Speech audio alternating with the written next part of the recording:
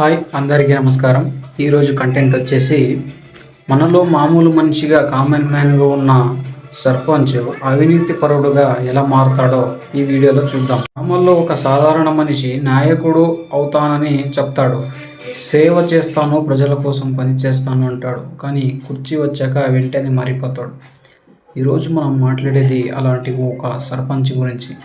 ఎలా అవినీతి చేసి కారు, ఇల్లు, నల్ల డబ్బు సంపాదిస్తాడో, చివరికి ఏం జరుగుతుందో ఈ వీడియోలో నేను నాకు తెలిసిన కొన్ని విషయాలు చెప్తాను. గ్రామంలో ఉన్న పేదల చేతులు పట్టుకుని ఏడుస్తాడు. వృద్ధులకు నమస్కరించి చిన్నపిల్లలకు చాక్లెట్ వంటి అలాంటివి చేస్తాడు.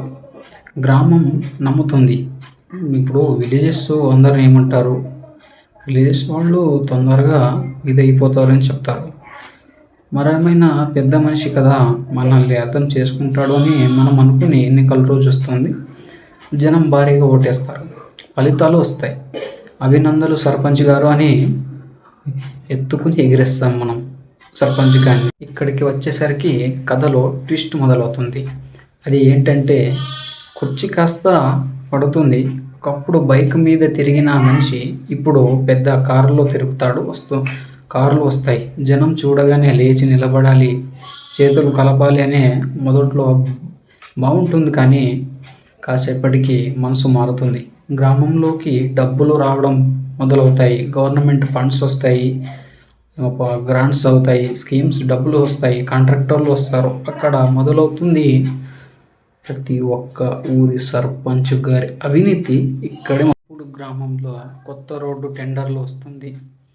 అసలు ఖర్చు 20 లక్షలు ఉంటే బయట పైన పేపర్ మీద ఏమని రాస్తారు తెలుసా? 40 ఎగ్జాంపుల్ చెప్తున్నా, 40 లక్షలని రాస్తారు. 20 లక్షలు పనికి పెడతారు, 20 లక్షలు వాళ్ళ జోబులోకి వెళుతుంది. ఇది నిజం, అందరికీ తెలిసిందే. కాంట్రాక్టర్తో ఇచ్చిపుచ్చుకుని లంచాలు, కమిషన్లు ఉంటాయి. మొదటి డబ్బు చేతికి వచ్చాక అదే తొలి విషయము, తొలి అవినీతి అదే అని మనం అర్థం చేసుకోవాలి. ఇంటి వాతావరణం, సర్పంచ్ గారి ఇంటి వాతావరణం మారుతుంది. ఎలా మారుతుంది అంటే, ఇంటి వాళ్ళు ఇలా అంటారు, ఇప్పుడు సర్పంచ్ అయినారు కదా, కొంచెం బాగానే ఉండాలంటే కొత్త ఫర్నిచర్స్ వస్తాయి, ఇంట్లో కొత్త మొబైల్ తీసుకుంటారు, పిల్లలకి ఖరీదైన స్కూల్లో వేస్తారు. కానీ ఆ వ్యక్తి ముఖం మారుతుంది, నిజాయితీ పోతుంది, కంపల్సరీగా ఓపిక పోతుంది, డబ్బు, గర్వం, అహంకారం పెరుగుతుంది. కొన్ని నెలల్లోనే ఒక చిన్న ఇల్లు పెద్ద బంగ్లాగా మారుతుంది. లోన్ లేకుండా కారు వస్తుంది, ఖరీదైన డ్రెస్సులు వస్తాయి, గోల్డ్ చైన్లు వస్తాయి. గ్రామం మొత్తం షాక్ అవుతుంది. పక్కింటి వాళ్ళు మాట్లాడుకోవడం మొదలు పెడతారు. రోజుకి కూలి ఇచ్చేసే జీవించిన మనిషి ఇలా డబ్బులు ఎక్కడ నుంచి, ఏదో తేడాగా ఉందేంటి అని అనుమానిస్తారు. కానీ భయపడిపోతారు. ఎందుకంటే ఇప్పుడు ఆయన సర్పంచ్ కాబట్టి, అధికారంలో ఉన్నారు కాబట్టి, లేకపోతే వచ్చే పెన్షన్ రాకుండా చేయగల సమర్థుడు కాబట్టి ఎవరు మాట్లాడుకోరు. ఒకరోజు ఆడిట్ డిపార్ట్మెంట్ వస్తుంది, విలేజెస్కు వస్తుంది. పేపర్లు తీస్తారు, అకౌంట్స్ చెక్ చేస్తారు.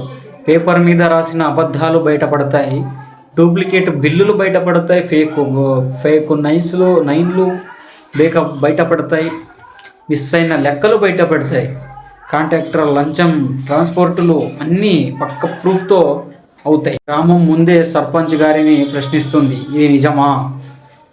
అతను నోరు మూసుకుంటాడు. పోలీసులు వస్తారు, కేసులు పడతాయి, ప్రజలు తల దించుకుంటారు. అప్పుడు మనం సరైన సర్పంచ్ని ఎన్నుకోలేదు అని, మనం నమ్మిన మనిషే మనల్ని అమ్మేశాడు. అక్కడే ముగియదు, ఇంకా కొనసాగుతూ. మనిషి నాయకుడు అవడంలో తప్పు లేదు, కానీ అధికారంలోకి వచ్చాక విలువలు మర్చిపోవడం నిజమైన నేరం. ఇది అవినీతి అంటే కేవలం డబ్బు, దొంగతనం కాదు. ప్రజలు తెలుసుకోవాల్సింది, ప్రజల హక్కులు దొంగలించడమే సర్పంచ్ చేసే మొదటి ప్రక్రియ. బాధితులు కన్నీళ్లు అపహరించడం కూడా ఒక తప్పు. గ్రామ భవిష్యత్తు నాశనం చేయడంలో ముందుంటాడు. ప్రతి గ్రామస్తుడు జాగ్రత్తగా ఉండాలి. నాయకుడు ఎంపిక చేసేటప్పుడు ఆలోచించాలి, హక్కులు అడగాలి, ప్రశ్నించాలి. తప్పు, నువ్వు చేస్తున్నది తప్పు అని అడగడం నేర్చుకోవాలి. ఈ వీడియో మీకు నచ్చితే షేర్ చేయండి, జనంలో అవగాహన పెంచండి, అవినీతిని నాయకుల ముఖాలు చూపించండి. గ్రామం మారాలంటే జనం మారాలి, ఆలోచన మారాలి. నేను మీ అంజీ, గ్రామ సమాజం నిజం కోసం మాట్లాడుతున్న అంజీ క్రియేషన్స్. సబ్స్క్రైబ్ చేసుకోండి, ఒక లైక్ కూడా కొట్టండి. Thank you so much. రేపు ఒక కొత్త కంటెంట్తో మీ ముందుకు వస్తాను. రెగ్యులర్గా చూస్తూ ఉండండి. బాయ్.